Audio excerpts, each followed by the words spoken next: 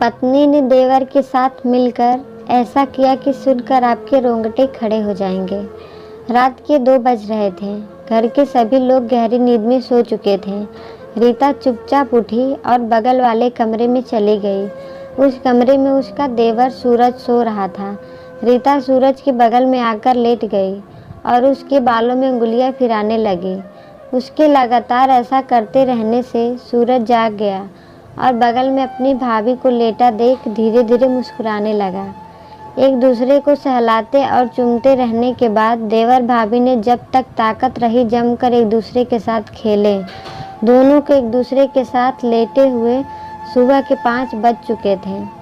रीता जब अपने कमरे में जाने लगी तो सूरज ने उसे पकड़कर फिर से घसीट लिया। जाने दो ना, तुम्हारे भैया जाग गए होंगे, रीता ने इकटलाते हुए कहा। अरे भाभी, जाग गए होंगे तो जागने दो उन्हें, मैंने तुम्हें पाने के लिए कितना कुछ किया है। वैसे भी उनको यह सब हमारा प्लान समझ में नहीं आएगा, इतनी स्मार्ट नहीं है वे, सूरज ने अंगड़ाइयाँ लेते हुए कहा। सूरज की इस बात पर दोनों ही खिलखिलाकर हंसने लगे और रीता अपनी साड़ी और पल्लू सही करके अपने कमरे में चली गई जहां उसका पति बीरज सो रहा था। उसने एक नज़र अपने पति की ओर डाली और उसके माथों को चूम लिया। बीरज ने आंखें खोली और कहने लगा, रीता, तुम मुझे कितना प्यार करती हो, रोज़ मेरे माथे पर चूम कर जगाती हो। मुझे यह बहुत अच्छा लगता है। मैं कितना खुशनसीब हूँ जो मुझे तुम्हारी जैसी पत्नी मिली है। यह कहकर बीरज ने रीता को अपनी बाहों में भर लिया। बीरज और सूरज का कपड़ों का कारोबार था। बीरज बहुत ही सीधा और सज्जन था, जबकि सूरज एक आवारा और गलत संगत में पड़कर इधर उधर पैसे बर्बाद करने वाला लड़का बन गया था। सारा कारोबार बीरज ने ही संभाल रखा था, जबकि सूरज सिर्फ इधर उधर घूमता और दोस्तों पर पैसे लुटाता था। सूरज को एक लड़की से प्यार भी हो गया था जिससे वह शादी करना चाहता था। वह लड़की और कोई नहीं बल्कि बाद में उसकी भाभी बन चुकी रीता ही थी। पर उस समय जब सूरज ने रीता के घर वालों से अपनी शादी की बात कही तो रीता के पिताजी ने साफ मना कर दिया। हम तुम्हारे जैसे हमारा लड़के से अपनी बेटी की शादी नहीं करेंगे। पर सूरज और रीता के लिए एक दूसरे के बिना रह पाना नामुमकिन था। जब दोनों को अपनी शादी हो पाना मुश्किल लगा तो दोनों ने आपसी रजामंदी से एक योजना बनाई। हालांकि बीरज और सूरज दोनों सगे भाई थे, पर उनमें काफ़ी खुलापन था। लड़कियों को लेकर भी आपस में काफ़ी हंसी मजाक भी चल जाता था। इसी बात का फ़ायदा सूरज ने उठा लिया और अपने मोबाइल फ़ोन में रीता का फ़ोटो दिखाया। फ़ोटो देखते ही बीरज को रीता बहुत पसंद आ गई। अरे सूरज, यह लड़की तो बहुत खूबसूरत है, बीरज ने उतावला होते हुए कहा। हाँ भैया, खूबसूरत तो है, पसंद हो तो बात चलाऊं, सूरज ने पासा फेंका। अरे नहीं नहीं, ये सब अच्छी बातें नहीं हैं, बीरज थोड़ा शर्मा सा गया। अरे भैया, शर्मा क्यों रहे हो, यह इसका व्हाट्सएप नंबर है और चैटिंग शुरू कर दो, सूरज ने एक और दाव फेंका। बीरज सीधा साधा लड़का था, जबाने की हवा उसे नहीं लगी थी, इसलिए उसे सूरज की चाल समझ में नहीं आई। उसने धीरे धीरे रीता से फ़ोन पर बातें करना शुरू कर दिया। रीता ने भी बीरज को अपने प्रेम में गिरफ्तार कर लिया और जब ऐसा लगने लगा कि वह रीता के बिना नहीं रह पाएगा, तब उसने खुद ही अपनी माँ से अपने मन की बात कह दी। बीरज के पिता की मौत 4 साल पहले ही हो चुकी थी। बड़े दिनों के बाद बीरज की माँ ने उसकी आंखों में कोई चमक देखी थी, इसलिए वे बीरज को मना न कर पाए और शादी के लिए न सिर्फ हाँ कर दी बल्कि खुद ही रिश्ता लेकर रीता के घर पहुंच गई। रीता के घर वालों को भी कोई दिक्कत नहीं हुई और जब उन्होंने रीता का मन टटोला तो उसकी भी रजामंदी देख रीता के घर वालों ने रीता और बीरज की शादी करा दी। सुहाग रात के दिन जब बीरज अपने कमरे में पहुंचा और रीता का चेहरा देखकर जब उसने संबंध बनाना चाहा तो रीता ने मना कर दिया क्या आपने सिर्फ शरीर के लिए मुझसे शादी की है? रीता ने बीरज से धीरे से पूछा। नई दुल्हन से बीरज को ऐसे सवाल की उम्मीद नहीं थी, इसलिए वह एकदम सका सा गया। नहीं, लेकिन दोस्त कहते हैं कि पहली रात में यह सब जरूरी होता है, बीरज ने शर्माते हुए कहा। देखिए, मुझे अभी पढ़ाई करनी है, इसलिए मैं इस सब कामों में नहीं पड़ना चाहती हूँ। जब मेरा रिजल्ट आ जाएगा तभी हमारे बीच में कोई संबंध बन सकेगा, रीता ने समझाने वाले अंदाज में कहा। बीरज भोला था, वह रीता की बातों में आ गया और यही समझता रहा कि रीता पढ़ाई में बिजी है, इसलिए उसने फिर संबंध बनाने के लिए ज़बरदस्ती नहीं की। लेकिन बीरज को क्या पता था कि उसका भाई सूरज ही उसके साथ दुश्मनी कर रहा है। बीरज तो अपने काम में ही बिजी रहता और रीता और सूरज जवानी के मज़े लूट रहे थे। अब उन लोगों को किसी की परवाह नहीं थी। वैसे भी सूरज और रीता में भाभी देवर का रिश्ता था, इसलिए माँ को भी शक नहीं हुआ। रीता कभी कभी डॉक्टर को दिखाने को कहती तो बीरज यही कह देता कि आज दुकान पर बहुत काम है, तुम सूरज के साथ चली जाना। फिर क्या था, रीता और सूरज घर से निकल जाते और किसी होटल में 3-4 घंटे मज़े करके लौट आते। किसी ने सोचा भी नहीं था कि एक प्रेमी जोड़ा अपने प्रेम को कायम रखने के लिए किस कदम गंदे खेल को अंजाम दे सकता है। बीरज और रीता की शादी को 1 साल बीत चुका था, पर उसे अभी तक रीता के शरीर का सुख नहीं मिला था। जब बीरज ने रहा गया तो उसे शर्माते हुए यह अपनी बात माँ से बता दी। बीरज की माँ को कुछ अजीब सा लगा, पर उन्होंने सोचा कि पढ़ने लिखने वाली लड़की है, अभी से बच्चों के चक्कर में नहीं पड़ना चाहती।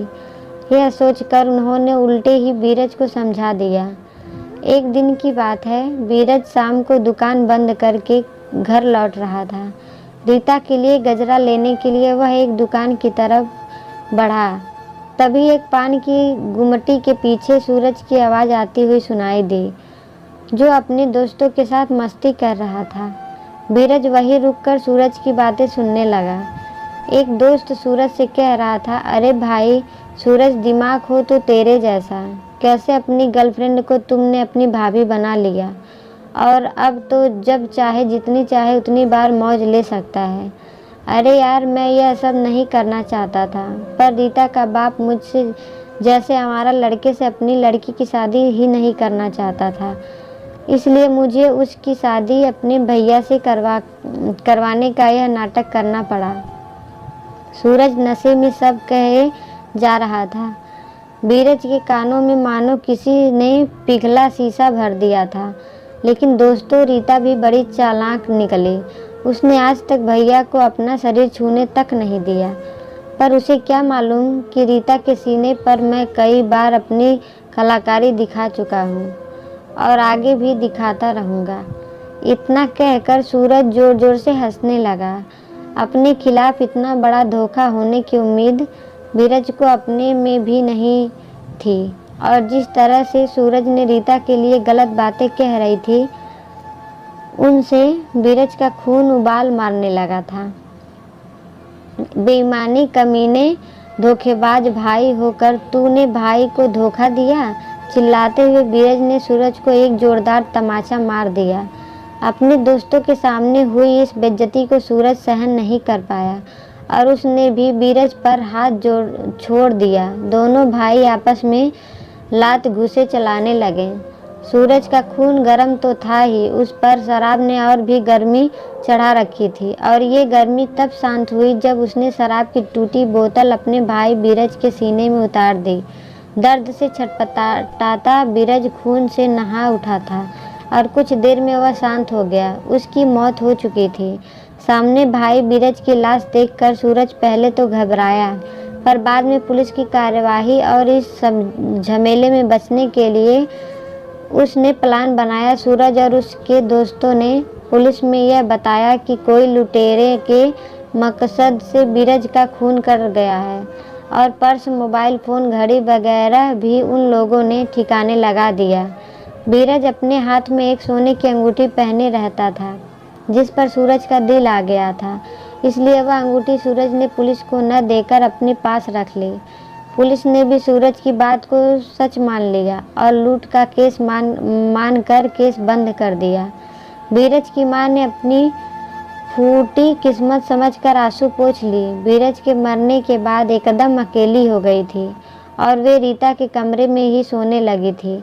माँ के रीता के साथ सोने से सूरज और रीता का बना बनाया खेल चौपट सा दिखने लगा, क्योंकि अब उन दोनों की जिस्मानी ज़रूरतें पूरी करने की आज़ादी नहीं मिल पा रही थी।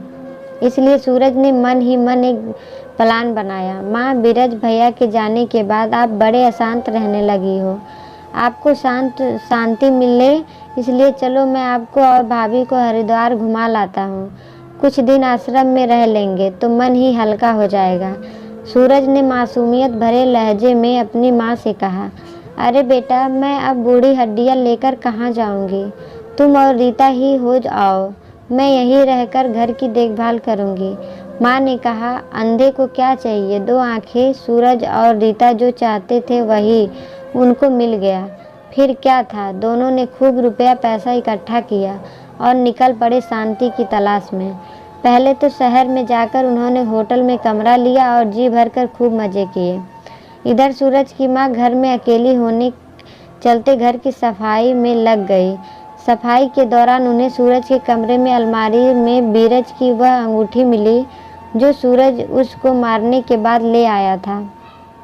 अचानक से बीरज को लूट लिया जाना, जबकि बीरज कई सालों से उस रास्ते से आता जाता था, और आज अचानक से बीरज की अंगूठी का सूरज की अलमारी में मिलना माँ के दिल में शक सा पैदा कर गया। माँ ने कमरे को और खंगाला तो पाया कि उसकी बहू रीता की चुन्नी भी सूरज के कपड़ों में मिली। माँ समझ गई कि क्या मामला है, लेकिन वे कर क्या सकती थी।